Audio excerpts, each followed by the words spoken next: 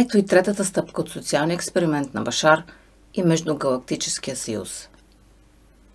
Тази стъпка е по-специфична, защото ни подканя да предприемем конкретни физически действия под формата на комуникация с високо поставени лица по отношение на разкриване съществуването на извънземни цивилизации.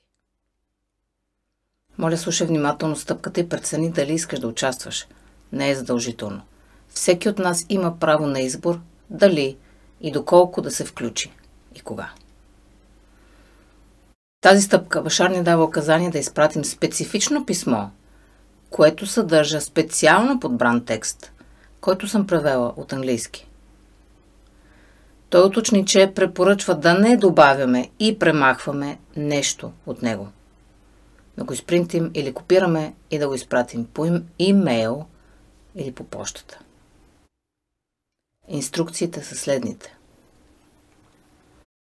Изпратете на всеки 3 месеца следното писмо по имейл или обикновена поща на президента и премиера на държавата, в която живеете, както и на избрани министри, народни представители, военни ръководители и членове на политически партии, докато не предприемат действията, поискани в писмото. Писмото трябва да бъде изпратено точно така, както е написано от групата за социален експеримент на Междузвездния алианс.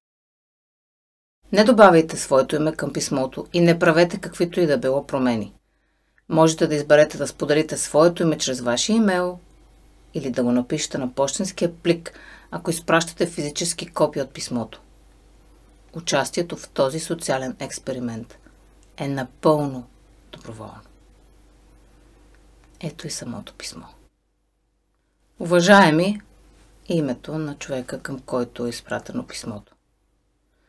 Въпреки всички военни, научни и политически изказвания по темата, ние вярваме, че неидентифицираните летящи обекти не представляват заплаха за националната и глобалната сигурност.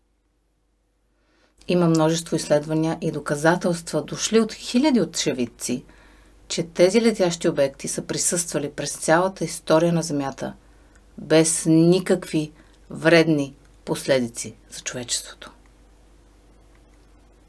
Без да подкрепяме или промотираме каквито и да е конспиративни теории, ние вярваме, че определени организации прикриват информацията, която притежават за този феномен, заради ирационални страхове или корисни цели. Време е тайните да спрат и да стартира програма за информиране на обществеността. Затова, с уважение настояваме в ролята си на държавен служител, в рамките на 1 година от получаване на това писмо, публично да споделите всичката информация, с която разполагате или с която мислите, че разполага друг, относно неидентифицирани летящи обекти и каквито и да е индикации за наличие на извънземен живот, дейности и технологии. Както и публично да заявите вашата подкрепа за огласяването на тази информация без никакви ограничения, редакции, присмех или фалшификации.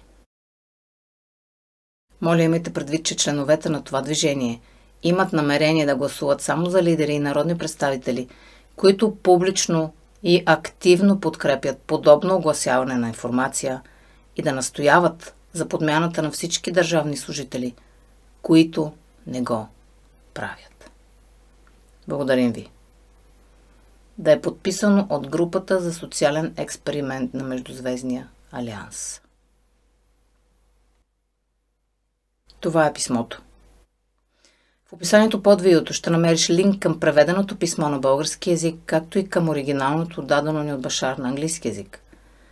Можеш да свалиш това, което предпочиташ, да го изпринтиш или копираш според предпочитанията си. Когато започнем да правим това на всеки 3 месеца, Башар казва, че една от евентуалните развръзки е масово, заради обема и честотата на писмата, да започнат да споделят публична информация относно тези засекретени данни. Той допълни, че те ще наблюдават и измерват как се променя колективната ни енергия по въпроса и как датата за открит контакт ще се промени, защото това е социален експеримент, в който ние избираме доброволно да участваме като социум, т.е. като общество. И така, хайде да видим на къде ще се наклонят везните. Към реалност с открит контакт с извънземни цивилизации, т.е. свързване с галактическото ни семейство, или към реалност, каквато такава среща няма. Аз лично ще участвам. А ти? Ще участваш ли? И ако да, на кой и как ще изпратиш писмото? Благодаря ти и до скоро.